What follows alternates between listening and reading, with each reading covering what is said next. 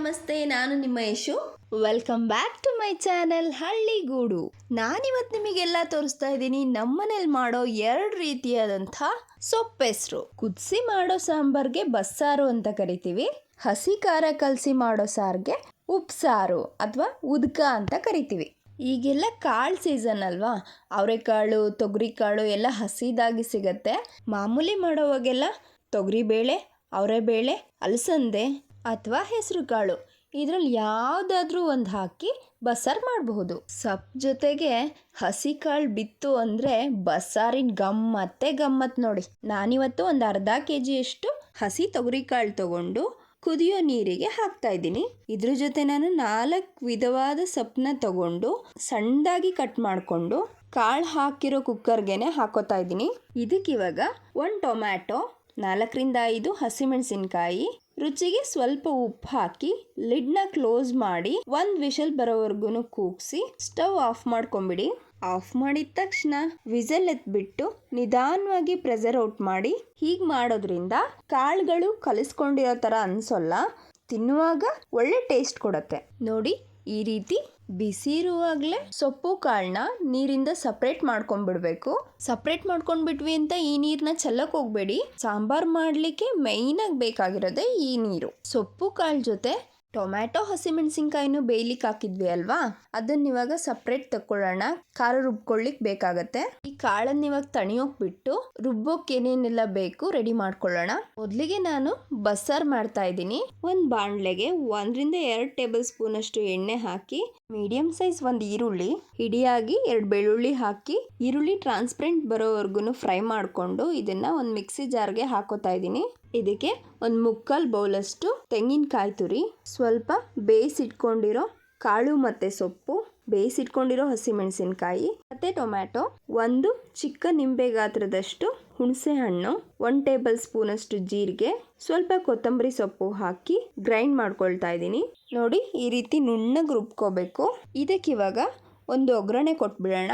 ಒಂದು ಪಾತ್ರೆಗೆ 2 table spoon ಅಷ್ಟು ಎಣ್ಣೆ, 1 ಟೇಬಲ್ ಸ್ಪೂನ್ ಅಷ್ಟು ಸಾಸಿವೆ, 1 ಚಿಕ್ಕ ಗಾತ್ರದ್ದು ಈರುಳ್ಳಿ ಹಾಕಿ ಫ್ರೈ ಮಾಡಿ ಇದಕ್ಕೆ ರುಬ್ಬಿಟ್ಕೊಂಡಿರೋ ಮಿಶ್ರಣ ಹಾಕಿ ಆವಾಗಲೇ ಸೊಪ್ಪು ಕಾಳು ಬೇಯಿಸ್ಕೊಂಡಿದ್ದ ನೀರಿತ್ತಲ್ವಾ, ಆ ನೀರನ್ನ ಇವಾಗ ಇದ್ರೊಳಗಡೆ ಹಾಕೋಬೇಕು. ಥಿಕ್ನೆಸ್ ನೋಡಿ ಹಾಕೊಳ್ಳಿ. ತುಂಬ ತೆಳುವಾದರೆ ಸಾರು ಅಷ್ಟು ಟೇಸ್ಟ್ ಬರಲ್ಲ. ನೋಡಿ, ಈ ಹದ ಬರೋ ಥರ ನೀರನ್ನ ಹಾಕೊಂಡ್ರೆ ಸಾಕು. ಇನ್ನು ಉಳಿದಿರೋ ನೀರನ್ನ ಪಕ್ಕಕ್ಕೆ ಎತ್ತಿಟ್ಕೊಳ್ಳಿ. ಅದು ನೆಕ್ಸ್ಟ್ ಮಾಡೋ ಸಾಂಬಾರ್ಗೆ ಯೂಸ್ ಆಗುತ್ತೆ. ಇದಕ್ಕೆ ಸ್ವಲ್ಪ ಉಪ್ಪು ಹಾಕಿ, ಯಾಕೆಂದ್ರೆ ಸೊಪ್ಪು ಕಾಳು ಬೇಯಿಸುವಾಗ ಆಲ್ರೆಡಿ ಸ್ವಲ್ಪ ಹಾಕಿದ್ದೀವಿ. ಈಗ ರುಚಿಗೆ ಎಷ್ಟು ಬೇಕೋ ಅಷ್ಟು ಮಾತ್ರ ಉಪ್ಪು ಹಾಕೊಳ್ಳಿ. ಇದು ಕುದಿ ಬರ್ಲಿಕ್ಕೆ ಶುರು ಆಯಿತು ಅಂದರೆ ಬಸ್ಸಾರು ರೆಡಿ. ಆಹಾ, ನೋಡಿ ಎಷ್ಟು ಅದ್ಭುತವಾಗಿ ರೆಡಿ ಆಗಿದೆ. ಘಮ ಘಮ ಅಂತಿದೆ. ಇದೇ ರೀತಿ ಫಟಾಫಟ್ ಅಂತ ಉದುಕನೂ ಮಾಡಿಬಿಡೋಣ.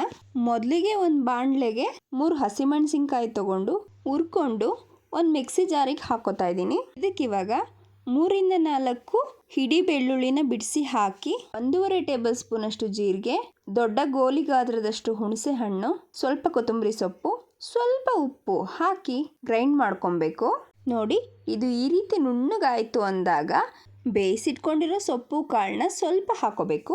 ಇದನ್ನ ಸ್ವಲ್ಪ ತರಿಯಾಗೆ ರುಬ್ಕೊಳ್ಳಿ. ಇದಕ್ಕೆ ಸ್ವಲ್ಪ ಕಾಳು ಮೆಣಸು ಹಾಕಿದ್ರೂ ಒಳ್ಳೆ ಟೇಸ್ಟ್ ಕೊಡುತ್ತೆ. ಸ್ಪೈಸಸ್ ಅಷ್ಟು ಇಷ್ಟ ಪಡಲ್ಲ ಅನ್ನೋರು ಬರೀ ಹಸಿಮೆಣಸಿನ್ಕಾಯಿ ಹಾಕಿ ಮಾಡ್ಕೋಬಹುದು. ನೋಡಿ, ಈ ರೀತಿ ರುಬ್ಕೊಂಡಿದ್ದಾದ್ಮೇಲೆ ಇದನ್ನ ಆವಾಗಲೇ ಎತ್ತಿಟ್ಕೊಂಡಿರೋ ಕಾಳು ಮತ್ತು ಸೊಪ್ಪನ್ನ ಬೇಯಿಸಿದ ನೀರಿತ್ತಲ್ವಾ, ಅದಕ್ಕೆ ಹಾಕ್ಬಿಟ್ಟು ಚಂದ ಮಿಕ್ಸ್ ಮಾಡಬೇಕು. ಇದು ಪಾನಿ ಕುಡಿತೀವಲ್ವಾ, ಆ ಹದಕ್ಕೆನೆ ಖಾರ ಕಲಿಸ್ಕೊಬೇಕು. ಇಷ್ಟೇ ನೋಡಿ, ಉದ್ಕ ಅಥವಾ ಉಪ್ಸಾರು ರೆಡಿ. ನೋಡಿ ಎಷ್ಟು ಹದವಾಗಿ ರೆಡಿ ಆಗಿದೆ. ಹಸಿ ಖಾರದ ವಾಸನೆಗೆ ಬಾಯಿ ನೀರು ಬರ್ತಿದೆ. ಅದೇ ಫ್ಲೋನಲ್ಲಿ ಸೊಪ್ಪಿಗೆ ಸ್ವಲ್ಪ ಒಗ್ಗರಣೆ ಹಾಕೊಂಡ್ಬಿಡೋಣ.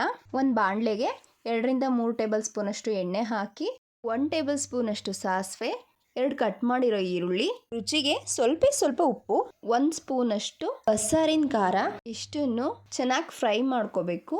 ಈರುಳ್ಳಿ ಟ್ರಾನ್ಸ್ಪರೆಂಟ್ ಬಂದಮೇಲೆ ಇದಕ್ಕೆ ಬೇಯಿಸಿಟ್ಕೊಂಡಿರೋ ಸೊಪ್ಪು ಮತ್ತು ಕಾಳನ್ನ ಹಾಕಿ ಚಂದ ಮಿಕ್ಸ್ ಮಾಡ್ತಾ ಇದಕ್ಕೆ 1/2ದಿಂದ 3/4 ಬೌಲ್ ಅಷ್ಟು ತೆಂಗಿನಕಾಯಿ ತುರಿ ಹಾಕೋಬೇಕು. ಸೊಪ್ಪು ಮತ್ತು ಕಾಳಿಗೆ ತೆಂಗಿನಕಾಯಿ ತುರಿ ಹೊಂದ್ಕೊಳ್ತು ಅಂದರೆ ನೆಂಚ್ಕೊಳ್ಳೋದಿಕ್ಕೆ ಸೊಪ್ಪಿನ ಪಲ್ಯ ರೆಡಿ. ಇವಾಗ ತಟ್ಟೆಗೆ ಒಂದು ರಾಗಿ ಮುದ್ದೆ ಇಟ್ಕೊಂಡು ಸೈಡಿಗೆ ಸೊಪ್ಪಿನ ಪಲ್ಯ ಹಾಕೊಂಡು ಕಾಳು ನೆಂಚ್ಕೊಂತ ಮುದ್ದೆ ಮುರ್ಕೊಂಡು ಸಾರಲ್ಲಿ ಹತ್ಕೊಂಡು ತಿಂತಾ ಇದ್ರೆ ಆಹಾ, ಅದ್ರ ಮಜ್ಜಾನೇ ಬೇರೆ. ಮುದ್ದೆಗೆ ಬಸ್ಸಾರಾದ್ರೆ ಅನ್ನಕ್ಕೆ ಉದ್ಕ ಅಥವಾ ಉಪ್ಸಾರು ಎಕ್ಸ್ಟ್ರಾಆರ್ಡಿನರಿ ಕಾಂಬಿನೇಷನ್. ನಿಮ್ಮನೇಲೂ ಇದೇ ರೀತಿ ಸೊಪ್ಪೆಸರು ಮಾಡ್ತೀರಾ? ಇಲ್ಲ ಅಂದ್ರೆ ಈ ರೀತಿ ಒಮ್ಮೆ ಟ್ರೈ ಮಾಡಿ. ನನ್ನ ರೆಸಿಪಿಗೆ ಒಂದೇ ಒಂದು ಲೈಕ್ ಕೊಟ್ಟು ರೆಸಿಪಿ ಹೇಗಿತ್ತಂತ ಕಮೆಂಟ್ ಅಲ್ಲಿ ತಿಳಿಸಿ. ಇದೇ ರೀತಿ ಹೆಲ್ದಿ, ಟೇಸ್ಟಿ ಅಂಡ್ ಈಸಿ ರೆಸಿಪಿಗಳಿಗೆ ನಮ್ಮ ಚಾನೆಲ್ನ ಫಾಲೋ ಮಾಡಿ, ಹೀಗೆ ಸಪೋರ್ಟ್ ಮಾಡ್ತಾ ಇರಿ. Thank you for watching.